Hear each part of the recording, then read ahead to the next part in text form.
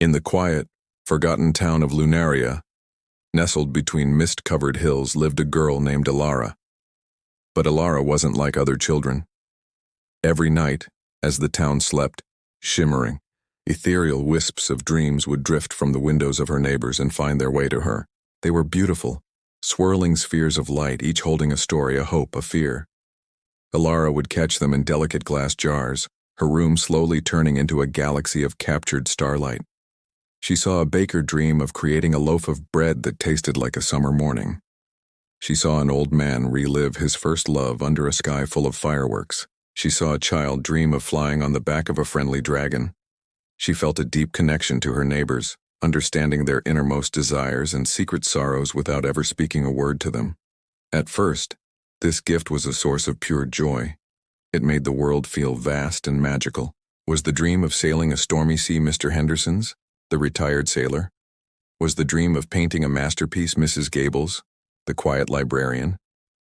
It was a delightful game, one that made her feel like the secret keeper of Lunaria, the silent guardian of its collective heart.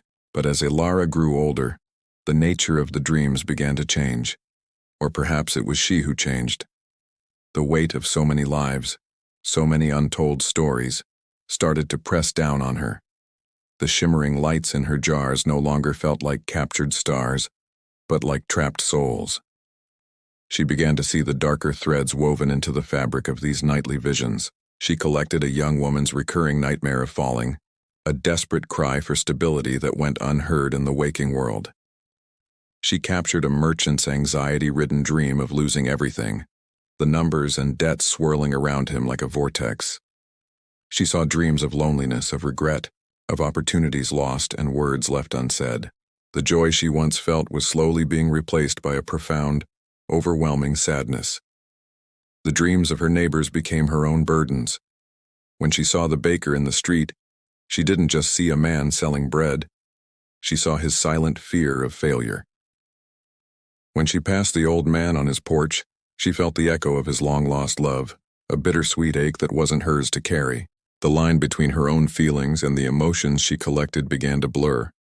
She was drowning in a sea of other people's lives. Her own dreams, once vibrant and full of imagination, grew faint and colorless. It was as if there was no room left for them.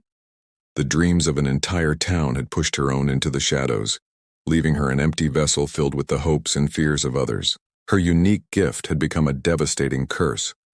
Desperate for relief, Elara decided she had to let them go.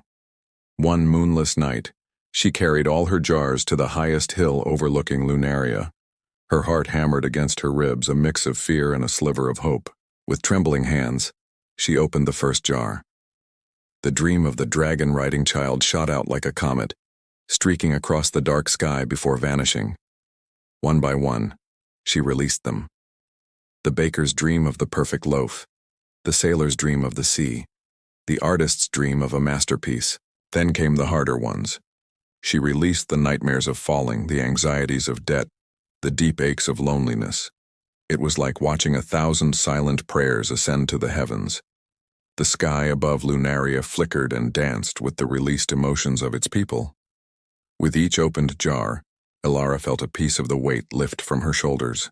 It was painful, like saying goodbye to old friends, but it was also a release.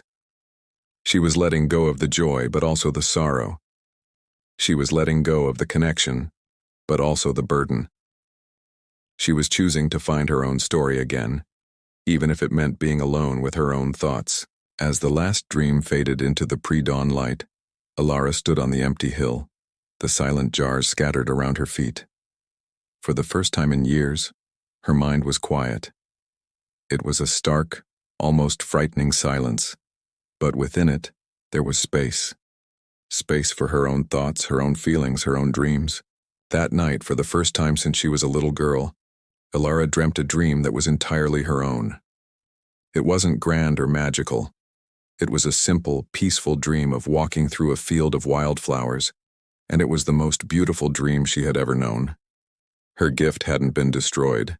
It had been transformed. She learned that some things, especially the dreams of others, are not meant to be collected, but to be free. Thank you so much for joining me on this journey into Elara's world. If you enjoyed this story, please hit that like button and consider subscribing for more tales that explore the light and shadows of the human heart. I'd love to hear your thoughts in the comments below. Until next time, take care and keep dreaming.